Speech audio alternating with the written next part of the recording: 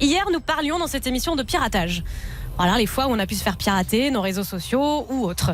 Et on a quelqu'un qui s'appelle Loïc, en tout cas qui a choisi ce prénom pour préserver son anonymat, qui est appelé et qui a eu le courage de dire « Moi, j'ai été un hacker ». Et ça ne me dérange pas de vous expliquer comment ça s'est passé, ce que je faisais et ce qui m'est arrivé. Donc nous, Loïc, on lui a dit poteau, rendez-vous demain. Et là, il est 20h52. Je dis bonsoir Loïc. Bonsoir Marion et les garçons. Salut Loïc. Moi je fais gaffe déjà. Ouais, alors Loïc, déjà merci d'être là. Avec plaisir, c'est toujours un plaisir de vous écouter et puis pourquoi pas pour une première fois de discuter avec vous tous, ça fait plaisir.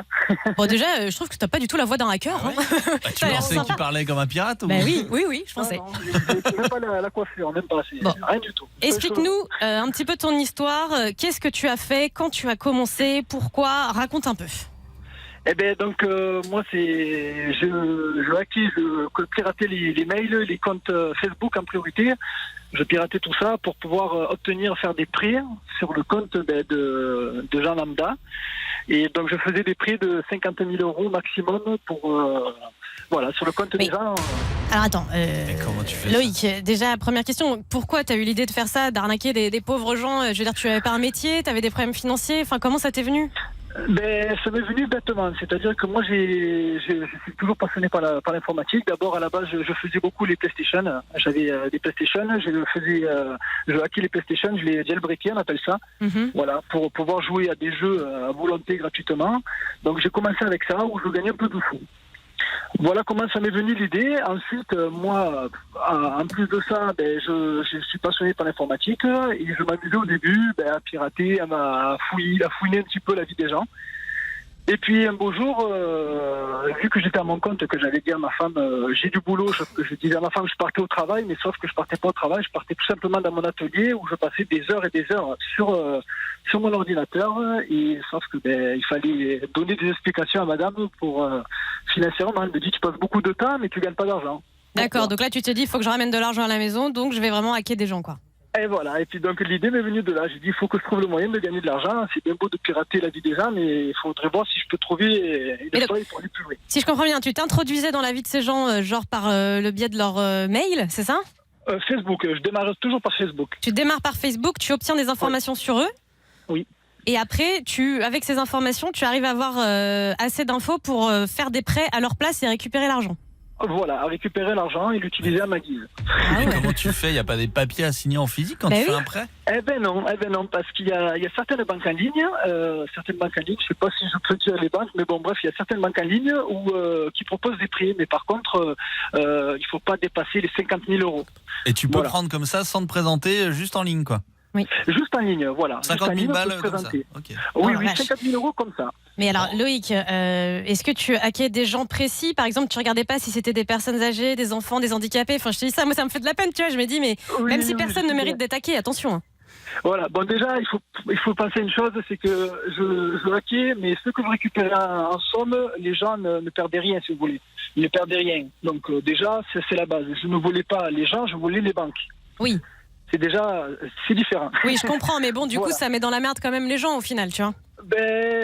Oui, ça les met dans la merde, mais vite fait, parce qu'ils sont pas prélevés sur leur compte au départ. Ils reçoivent juste un beau courrier, et là, ils comprennent pas, et puis c'est là qu'ils vont faire de l'opposition, et la banque font la relève. La banque rembourse, supprime le prêt, et puis essayent de me retrouver, quoi, tout simplement. D'accord. Bon, alors je rappelle pour tous les petits malins là qui se diraient tiens c'est cool ça, je vais faire ça. C'est très risqué. Attention. Hein. Dans un instant Loïc va nous dire ce qu'il a pris parce qu'il s'est fait choper. Et franchement c'est pas joli. Est-ce que tes proches savaient que tu faisais ça ou pas? Genre ta femme elle l'a su à un moment donné? Comment ça s'est passé? Non, ma femme ne l'a pas su. Elle a su le jour où j'ai eu le gendarme à la maison. On appelle les Hendek. Il y a les Hendek qui arrivent. Ah oui parce que les gendarmes sont arrivés un jour. Ah oui, je les ai eus à la maison et j'ai été bien garni. Et puis ils devaient pas venir pour l'apéro. Non. Non, mais pourtant on était un paquet, on pouvait faire une bonne soirée, mais non, ça s'est pas passé comme ça malheureusement. Alors déjà combien de temps t'as fait ça? J'ai fait ça pendant 1 an et demi. 1 an et demi, t'as récolté combien d'argent en tout? J'ai récolté 860 000 €. Wow. Que tu as dépensé ou tu les as gardés au cas où? Je les ai dépensés, mais je les ai bien réinvestis, on va dire. Tu les as réinvestis. Bon, voilà. et alors comment les flics t'ont chopé? Qu'est-ce qui s'est passé? Eh ben en fait, c'est que donc moi à la base je pirate les gens, je démarre sur leur Facebook, je regarde un petit peu les profils et s'il et puis là je suis tombé sur un bonhomme qui n'avait pas de profil, mais bon je suis rentré dans son Facebook et puis donc j'ai dit je vais essayer de le hacker, et donc je l'ai hacké, et puis sauf que j'ai voulu être gourmand, au lieu de demander 50 000 euros. Au lieu de demander 50 000 euros, c'est ce qui est la base, j'ai voulu demander plus parce que je suis tombé sur le bulletin de salaire de ce monsieur qui était magistrat. Ok, oula. Et quand quand j'ai vu l'argent qu'il avait, j'ai dit là je peux peut-être demander un prêt beaucoup plus important. Et j'ai fait une demande de prêt de 70 000 euros. Et ça a été ça ma chute. D'accord, parce que lui, le magistrat, il s'est rendu compte de l'arnaque et il t'a pas lâché, quoi. Et voilà, c'est ça. Eh ouais, en même temps, c'est mérité, mon pote. Là, pour le coup, fallait que ça s'arrête un jour aussi, l'affaire. Oui, Flo. Oui, ça c'est sûr. Oui. Mais bon, il faut. Voilà. Quand t'as vu que c'était un magistrat, tu t'es pas dit bon là le mec s'y connaît peut-être, c'est chaud. Ben non, parce qu'en fait c'est même pas le magistrat lui-même qui s'est retourné contre moi. C'est que moi quand j'ai fait le prêt en fait sur les banques en ligne on peut faire des prêts jusqu'à 50 000 euros. Voilà. Au-delà de 50 000 euros, que ce soit 51 000 euros ou 50 500 euros, obligatoirement ça passe au-dessus. Voilà. Et c'est cette partie-là, c'est quand je suis passé au-dessus des tranches de 50 000 euros, c'est là que là, la banque, ils ont fait ouf, attention, qui ont contacté le client il a dit non, ce n'est pas moi. D'accord, en fait, quand tu dépasses le palier de 50 000, les banques s'interrogent, se disent aïe, il y a quelque chose qui va pas, donc ils ont mis la puce à l'oreille au magistrat et ça s'est fait comme ça. Donc les flics arrivent chez toi, mon pote, il se passe quoi? Ils t'arrêtent devant ta femme? Ah oui, il m'arrête devant ma femme. Donc là, il fouille toute ma maison, il fouille de A à Z. Il fouille donc j'ai un hangar, il fouille tout mon hangar, ils ont fouillé de partout, ils ont rien trouvé et ils sont allés dans ma voiture. Et dans ma voiture, j'avais des refus d'hôtel, de location de maison, enfin plein de délires que j'avais, quoi, voilà. que j'ai caché dans ma voiture. Ah. D'accord, et donc quelle a été la sentence? La sentence déjà c'était d'avouer à ma femme, parce qu'elle ne comprenait pas.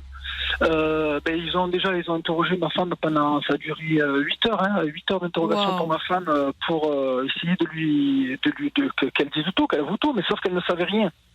Donc ça a été très compliqué pour elle. Moi, elle ne croyait pas. Donc j'ai dit oui, c'est vrai, je l'ai fait. Voilà. Et puis donc je suis tombé dedans. Et puis manque de peau, c'est que là où j'ai réceptionné l'argent sur un compte en Allemagne que j'avais ouvert, j'avais deux prêts. J'avais ce prêt-là que j'avais demandé de 70 000 euros, et j'avais fait déjà une autre personne qui j'avais réussi à obtenir les 50 000 euros par contre. Et alors qu'est-ce que tu as pris? Tu as été jugé du coup? Je suis passé en jugement et puis j'ai pris 7 ans de prison avec sursis et 70 000 euros à rembourser. Alors 7 ans de sursis, ça veut dire que là, si jamais tu avais la mauvaise idée de recommencer et que tu te faisais choper, dans les 5 ans à venir, tu pourrais partir pour 7 ans en tôle. Voilà, c'est ça. C'est ça, ouais. Ah, chaud. C'est très chaud même. Alors j'imagine que tu as des remords quand même. Enfin, j'ai pas l'impression que tu en aies vraiment des remords finalement. Tu te dis pas merde. Oui, franchement, le seul remords que j'ai, c'est que d'avoir été trop gourmand. Bah mec, t'as quand même hacké des gens. Tu sais, non mais sur WhatsApp, il y a quelqu'un qui me dit, et alors je sais que toi tu t'attaques aux banques et pas aux personnes directement, mais il y a quand même quelqu'un qui me dit, moi je connais une personne qui s'est suicidée à cause d'un hacker, il faut être très vigilant. Et c'est vrai, tu vois. C'est pour ça que je préfère le redire. Attention, non seulement c'est risqué pour vous si vous faites ce genre de conneries, mais en plus c'est risqué pour les autres. Donc, oui, ça je peux comprendre. Après, moi, comme je vous dis, il n'y a vraiment pas d'impact mauvais sur les personnes, vraiment. J'entends bien ça, Loïc, je sais bien. Se suicider, c'est si jamais, je m'amuse à prendre un profil de quelqu'un et faire n'importe quoi. Ça, oui, le faire chanter. Ça peut pousser à faire une bêtise. Mais par contre, non, moi, c'est pas du tout mon délire. Et puis, comme je vous dis encore, même les gens ne savent même pas, entre guillemets, que je les ai hackés, quoi. Ils le savent qu'au bout de, ils le savent au bout de quoi, 3-4 jours, ils le savent après, quoi. Quand ils reçoivent le courrier à la maison, comme quoi le prix a été validé et que l'argent sera disponible sur 8 jours sur le compte. Sauf que les 8 jours, ces 8 jours, mais ils peuvent plus faire reculant, en fait. Ils ont 15 jours pour annuler, en fait, une transaction. Est-ce que tu peux juste donner des conseils aux gens pour se protéger et éviter de se faire hacker? Toi qui t'y connais vraiment, c'est quoi le meilleur conseil? Franchement, le meilleur conseil que je peux donner, c'est déjà séparer vie professionnelle avec la vie privée. C'est-à-dire que sur Facebook, quand on signe, par exemple, un contrat, oui, j'ai trouvé mon boulot, j'ai signé mon CDI validé aujourd'hui. Déjà, moi, ça, je sais que je peux cibler cette personne et un CDI fixe. D'accord. Donc déjà, je sais que pour le site, ce sera plus facile. Ok. Voilà. Donc, et là où je dis, je sais pas, c'est surtout qu'on envoie, donc, sur Facebook, on met notre adresse email, Et sauf que sur son même adresse email, eh ben, on envoie des courriers, que ce soit à n'importe qui, que ce Bien soit sûr. aux impôts, que ce soit à la CAF, que ce soit n'importe qui, et on met toujours des infos, pas sur le même mail, mais sur toute la filée de mails, eh ben, c'est là qu'on arrive à obtenir Ah des ouais, informations.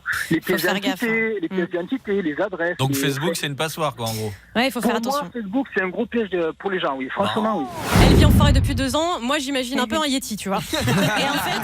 Et en fait, Alicia, elle est hyper fraîche, elle est jeune, elle est mignonne comme tout, elle est propre sur elle, tu vois, elle a la joie de vivre et tout. Mais on a forcément pas mal de questions à te poser, Alicia. Ah oui, ben, allez-y. Bon, alors C'est déjà, pour. moi, je voulais savoir, avant de prendre